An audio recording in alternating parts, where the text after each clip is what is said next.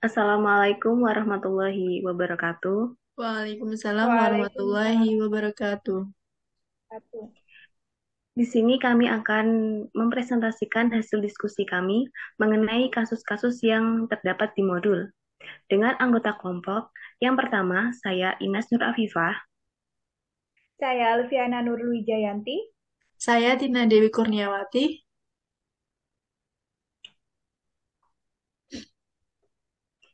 Untuk kasus yang pertama, bayangkan jika Anda adalah seorang guru matematika di kelas 7. Saat ini Anda hendak menyampaikan materi mengenai matematika sosial, yakni mencari nilai rata-rata. Untuk memudahkan peserta didik dalam memahami pembelajaran mencoba perlu di Anda mencoba untuk membuat urutan atau langkah-langkah yang perlu diikuti oleh peserta didik agar dapat mencari nilai rata-rata pada sebuah soal. Anda meminta kepada peserta didik untuk mengerjakan soal yang diberikan. Hasilnya, peserta didik mampu mengerjakan dengan benar sesuai dengan langkah yang telah Anda siapkan. Beberapa saat kemudian, Anda meminta kepada peserta didik untuk mengulangi soal yang sama tanpa melihat urutan pengerjaan soal dan peserta didik mampu mengerjakannya dengan benar. Jadi untuk kasus yang pertama, menurut kelompok kami, peserta didik mampu mengerjakan soal dengan baik pada percobaan kedua, karena mereka telah memahami konsep dalam mencari nilai rata-rata dan guru telah menyampaikan materi dengan jelas. Pada awal pembelajaran, guru juga memberikan dukungan dan bantuan kepada peserta didik yang kemudian berangsur-angsur mengurangi dukungan tersebut.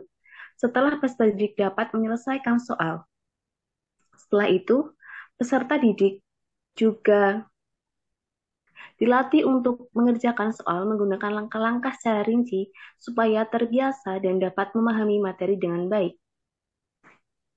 Jadi metode tersebut diterapkan pada kegiatan belajar yang memungkinkan peserta didik untuk berkolaborasi dengan teman maupun kelompok, di mana dalam konsepnya peserta didik tidak dapat melakukan semuanya sendiri tanpa membutuhkan bantuan orang lain supaya belajar lebih efektif. Perlu adanya pembelajaran yang kooperatif, yaitu peserta didik dapat melakukan interaksi dengan arahan dari guru yang dapat membantu cara berpikir siswa dalam bekerja sama. Teori yang berkaitan dengan kondisi tersebut, yaitu teori belajar konstruktivisme, menurut Vygotsky, di mana terdapat ide dasar, yaitu scaffolding, yang merupakan pemberian bantuan atau dukungan kepada peserta didik di awal pembelajaran, kemudian mengurangi bantuan setelah peserta didik mampu menyelesaikan permasalahan. Untuk yang kasus kedua akan disampaikan oleh Mbak Tina. Oke, kasus kedua, di situ ada kasus Rina adalah seorang guru di kelas 1 SD. Sebagian besar peserta didiknya belum bisa berhitung dengan lancar. Rina sedang memikirkan cara yang sesuai untuk membantu setiap peserta didik menyelesaikan tentang tantangan belajarnya. Menurut kelompok kami itu, yang dapat dilakukan Rina untuk membantu peserta didik yang belum bisa berhitung dengan lancar, yaitu dengan menggunakan media pembelajaran sederhana yang terdapat di lingkungan sekitar, misalnya menggunakan lidi, korek api, atau kelereng, sehingga peserta didik akan lebih memahami konsep berhitung dengan mudah dan sederhana yang disertai dengan praktik menghitung dengan lidi ataupun korek api ataupun kelereng tadi. Untuk alasan yang kedua, uh, alasan kami menggunakan cara tersebut berkaitan dengan teori belajar konstruktivisme. Pada teori tersebut, guru menciptakan lingkungan belajar yang membuat peserta didik dapat mengeksplor dan memahami pembelajaran secara aktif. Dalam menyampaikan materi, guru menggunakan alat peraga dan permainan supaya peserta didik memahami materi tentang berhitung. Dengan adanya alat peraga secara tidak langsung, siswa dihadapkan dengan perhitungan secara nyata melalui lingkungan. Untuk kasus ketiga akan dijelaskan oleh Saudara Alfiana. Baik, untuk kasus ketiga, kasusnya Made adalah seorang guru yang mengajar di salah satu sekolah negeri wilayah Bali. Ia mengampu mata pelajaran bahasa Indonesia. Ia hendak mengajarkan materi teks deskripsi pada peserta didiknya.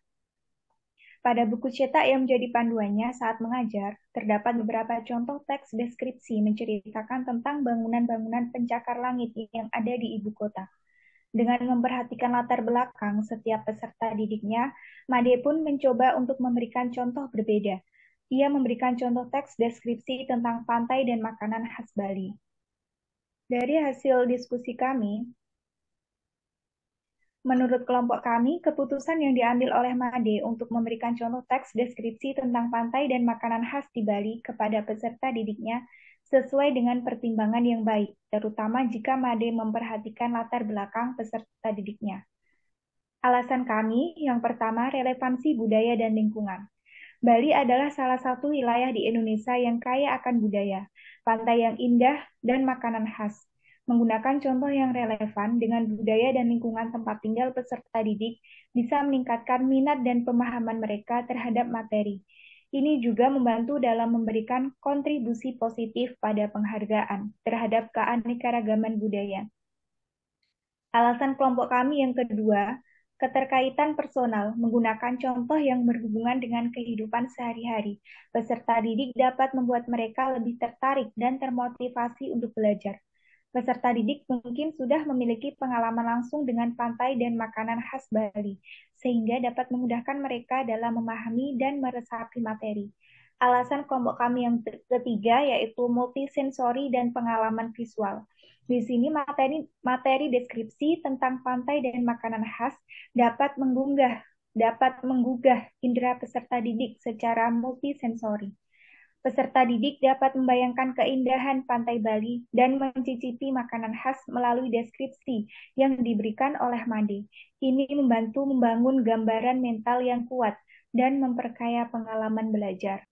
Selanjutnya hasil diskusi kami, prinsip apa yang Made gunakan dalam kasus tersebut dan elaborasi jawaban Anda dengan menyertakan teori yang berkaitan. Baik, prinsip yang mendasari keputusan Made adalah prinsip relevansi, kontekstualisasi, dan personalisasi dalam pengajaran. Prinsip ini penting dalam pendekatan pengajaran yang berorientasi pada siswa, di mana guru mempertimbangkan kebutuhan, minat, dan latar belakang peserta didik mereka. Dalam konteks ini, Made menggunakan prinsip ini untuk membuat materi lebih relevan dan berarti bagi peserta didiknya, sehingga mereka dapat lebih mudah memahami dan mengidentifikasi diri mereka dalam materi pembelajaran. Salah satu teori yang relevan dalam kasus ini adalah teori konstruktivisme. Teori ini berfokus pada pengembangan pengetahuan individu melalui interaksi mereka dengan lingkungan dan pengalaman mereka. Dalam konteks ini, Made mencoba membangun pengetahuan dan pemahaman peserta didiknya dengan menggunakan contoh yang berhubungan dengan lingkungan dan pengalaman mereka sendiri, yaitu budaya Bali. Dengan demikian, pengajaran yang berbasis pada konstruktivisme membantu peserta didik dalam membangun pemahaman mereka sendiri tentang materi yang diajarkan. Demikian hasil dari diskusi kelompok kami. Kurang lebihnya mohon dimaafkan. Wassalamualaikum warahmatullahi wabarakatuh. Waalaikumsalam Waalaikumsalam warahmatullahi wabarakatuh.